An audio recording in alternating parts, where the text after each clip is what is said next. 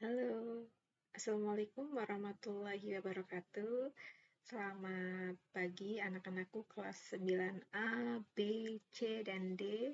Semoga kalian semua tetap sehat dan tetap di rumah saja ya. Bertemu lagi di hari Selasa dengan mata pelajaran seni budaya dengan saya, Santika. Mari kita belajar bersama. Di minggu kemarin kita sudah belajar seni lukis ya. Kalian sudah mengetahui apa itu seni lukis. Kemudian ada alirannya, aliran seni lukis ya. Dan lainnya lagi. Kemudian di hari Selasa minggu ini kita masih akan belajar seni lukis dengan beberapa materi tambahan akan saya jelaskan.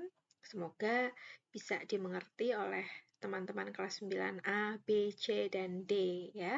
Mari kita buka materinya. Oke. Iya. Karya seni lukis. Oke. Nah, kita akan memulai belajar bersama seni lukis bagian 2.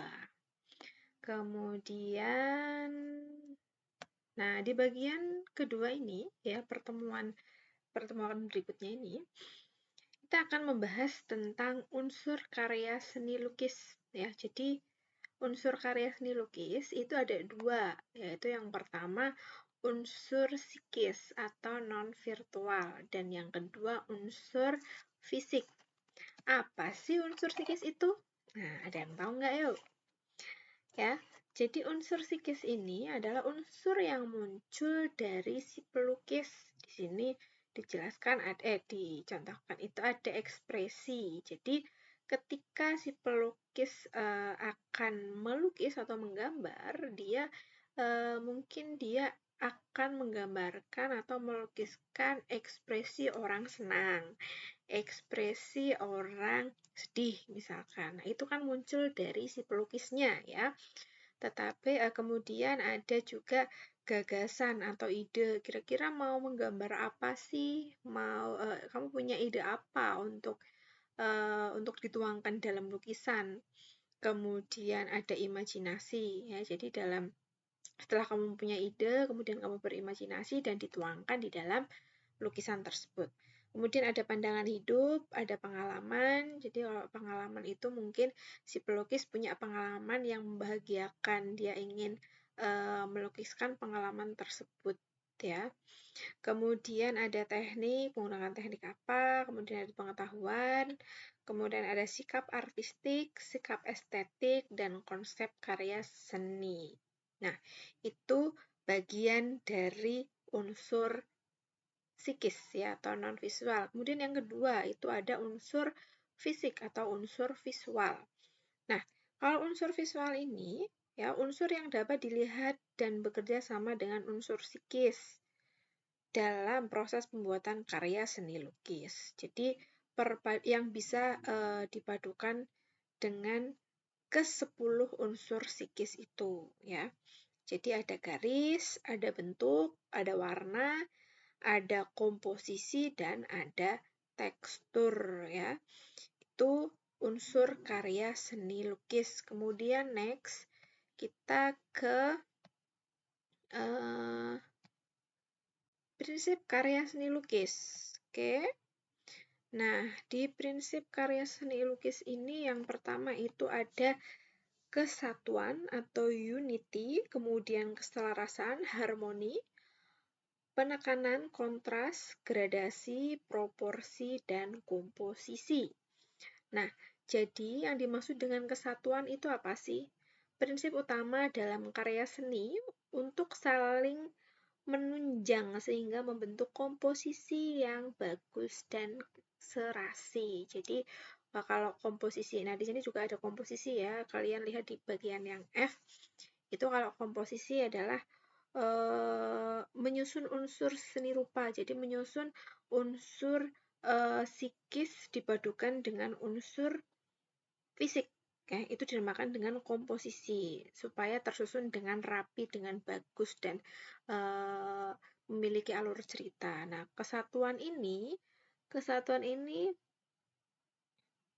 prinsipnya ya, prinsip karya seni untuk saling menunjang. Jadi perpaduan antara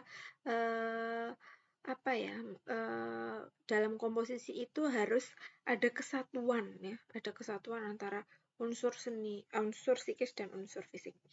Kemudian yang kedua ada keselarasan, yaitu hubungan kedekatan unsur yang berbeda, baik bentuk maupun warna untuk menciptakan keselarasan. Jadi misalkan kalian ingin membentuk ataupun menggambar buah apel. Nah, itu yang selaras tuh warnanya apa sih? Apakah buah apel itu warna merah ataukah warna kuning?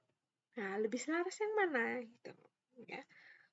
Kemudian ada penekanan. Kalau penekanan itu kesan yang diperoleh dengan adanya unsur yang berlawanan sehingga tidak monoton ya. Adanya unsur yang berlawanan. Jadi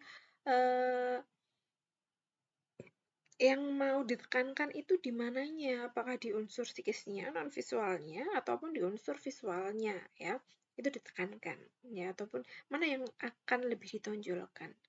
Kemudian ada gradasi. Kalau gradasi ini penyusunan warna ya pada tingkat perpaduan warna. Jadi perpaduan warna dan gelap terangnya.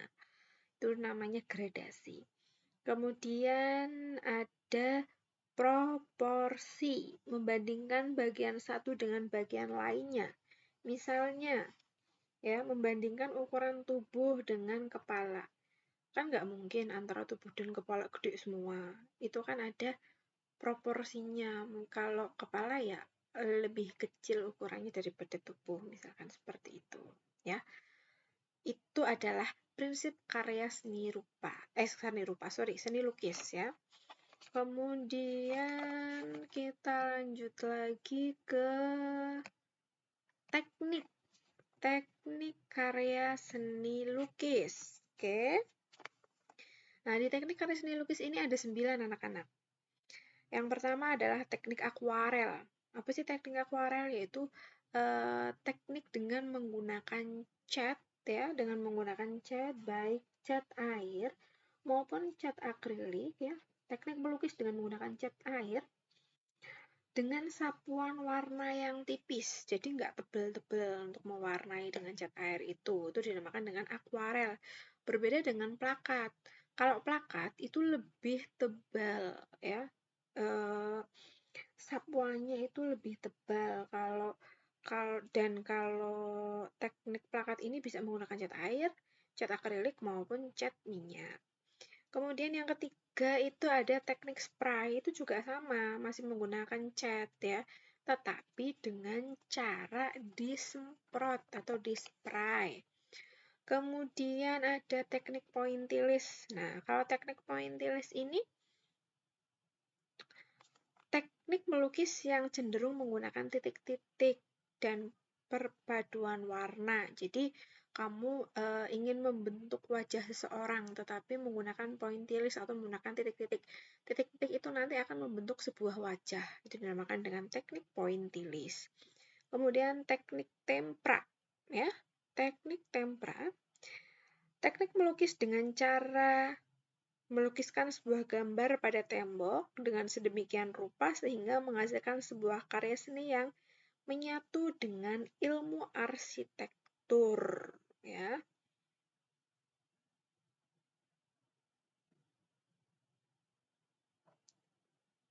Itu jadi misalkan di tembok-tembok itu ada lukisan ya, yang warnanya serasi dengan arsitektur yang ada.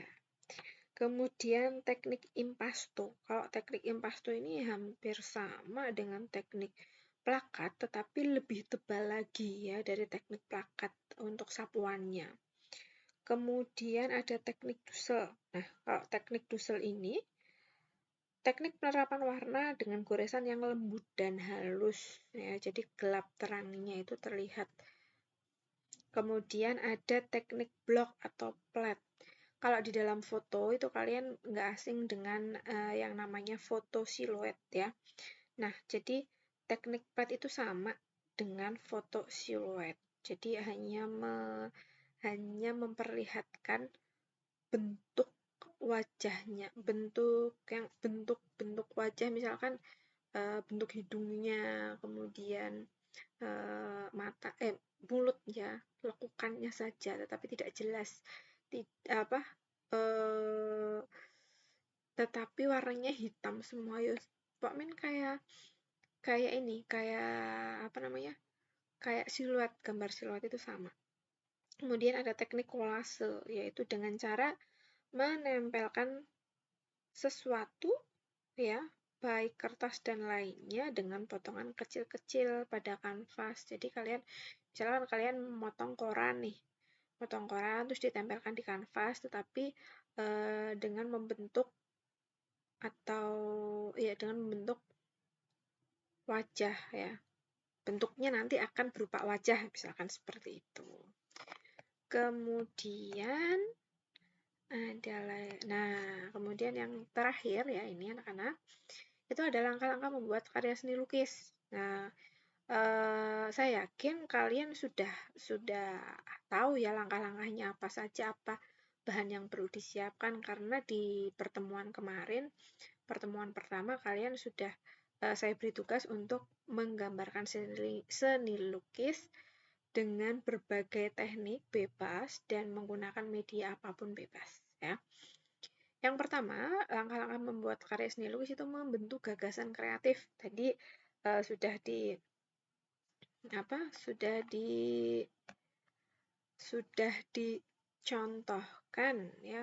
dicontohkan kalian misalkan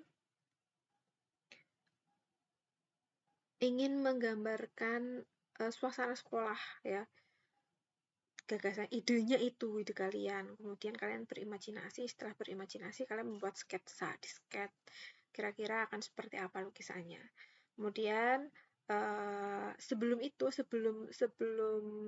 memulai melakukan sketch, kalian memilih bahan terlebih dahulu. Kalian akan menggunakan apa sih?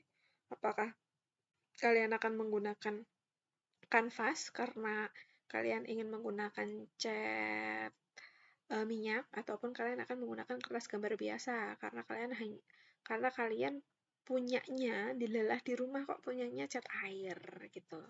Itu juga perlu dipersiapkan. Itu langkah-langkah membuat karya seni lukis. Kemudian terakhir kita ke tugas ya, tugas kedua anak-anak, tugas kedua. Jadi tugas kedua. Jadi kalian nanti menuliskan tugas nomor 1 sampai 5, kemudian kalian jawab. Setelah kalian jawab, kalian foto tugasnya,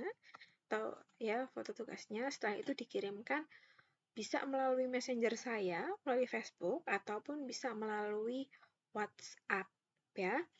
Kemudian ini materi dan tugas di pertemuan minggu ini ya anak-anak, di pertemuan minggu kedua ini. Di pertemuan minggu kedua ini, sebentar. Oke, di pertemuan minggu kedua ini, nanti kalian di pertemuan minggu kedua ini, kalian cukup dengan menjawab pertanyaan 1-5 tadi. Kemudian banyak juga di pertemuan pertama yang belum mengumpulkan hasil lukisan kalian. Masih saya tunggu, silahkan menyusul untuk dikumpulkan. Dan mungkin materi pada hari Selasa ini cukup sekian saja. Nanti kalau misalkan kalian tidak ada yang ingin ditanyakan ya, kalian kita bisa diskusi melalui WhatsApp grup yang sudah ada itu ya. Mungkin sekian dari saya untuk pertemuan hari Selasa ini. Kurang lebihnya saya mohon maaf. Ya, wassalamualaikum warahmatullahi wabarakatuh. Salam sehat dan tetap semangat ya anak-anak ya.